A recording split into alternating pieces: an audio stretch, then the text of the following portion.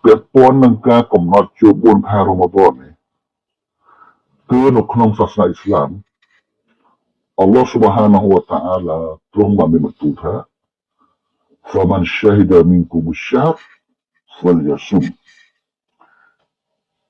makaអ្នកណាក្នុងចំណោមពួកអ្នកដែលបានមើលឃើញខែចូលអគិបុ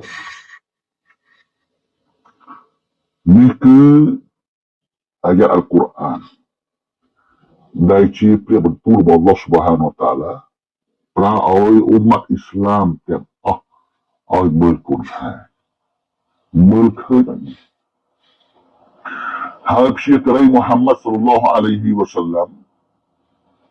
លោកបានមានប្រសាសន៍ថា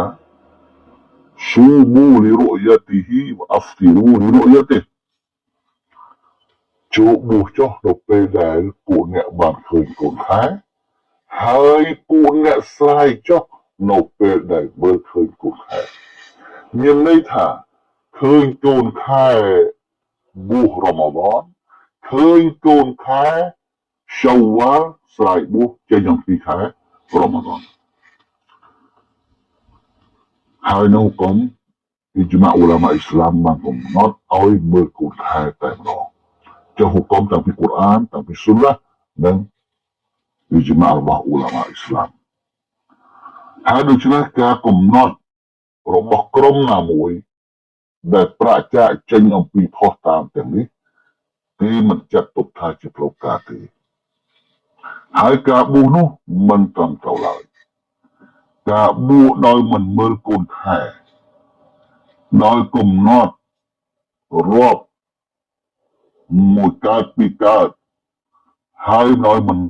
កំមើលកូនខែនោះគឺការបួសនោះមិនត្រឹមត្រូវតាម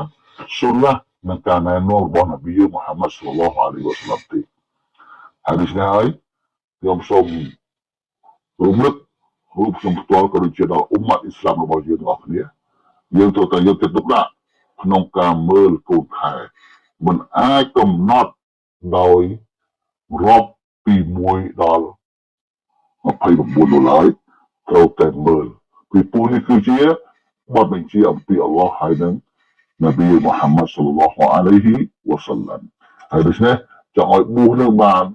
ត្រឹមត្រូវតាមនៅក្នុងសាសនាអ៊ីស្លាមរបស់យើងដែលយើងជាអ្នកកាន់សាសនាអ៊ីស្លាមយើងត្រូវតែមើលទោះបីឃើញឬមិនឃើញក៏ត្រូវតែព្យាយាមមើលដែរណាបើឃើញអល់ហាំឌុលឡាបើឃើញទេឲ្យយើងប្រគ្រប់ខែសាបាន30ថ្ងៃបើឃើញបួសទៅបើឃើញទេក៏មិនសមបញ្ញត្តិចំពោះអ្នកអ៊ីស្លាមត្រូវបួសដែរចឹងហើយបានតម្រូវឲ្យយើងមើលកូនខែ